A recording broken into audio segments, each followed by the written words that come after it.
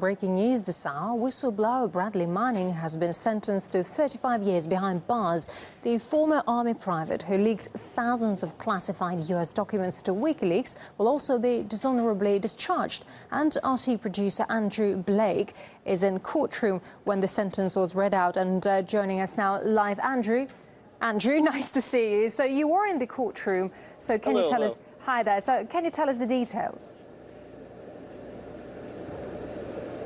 Yeah, I finally was here today. We're here in Fort Meade, Maryland, after waiting more than 3 years for the sentencing of Private First Class Bradley Manning. And as you said, Colonel Denise Lynn just handed down a sentence of only 35 years. And I say only because Private Manning came into this case looking at potentially a life sentence. He would have faced life had he been found guilty of aiding the enemy. And then when the conviction was finally handed down a few weeks ago, he was downgraded to a potential maximum sentence of only 90 years. So 35 years is really much less than a lot of people had expected, and even the prosecution asked the court for a minimum of 60. So 35 years for a 25-year-old soldier, yes, it's a tremendous amount of time, but it's way fewer years, way less years than people had really had in their gut. A lot of people that I had talked to were really kind of predicting the worst, and for Private Manning's sake, fortunately, that wasn't the case.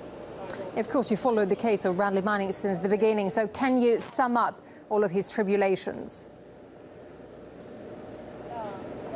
Yeah, I mean, it was 3 years ago that he was first picked up outside of Baghdad, Iraq. He was deployed as an intelligence analyst with the U.S. Army, and he was arrested and charged with a number of counts related to his admitted role with the anti-secrecy website WikiLeaks. Now, Manning earlier this year actually admitted, yes, over the course of a couple of months, I uploaded and shared all sorts of files. There were diplomatic State Department cables, Guantanamo Bay detainee assessment briefs, documents from the Afghan War, the Iraq War. Manning did all this, he said, because he wanted to lift the fog of war. He wanted people to actually see how the U.S. was behaving overseas, and his revelations really did spark a lot of debate, which is exactly what he wanted. Originally, he said that he made these disclosures so that people can make informed decisions. Recently, he also said, maybe I took the wrong route. He made a statement in court last week and said there were other ways I could have done this.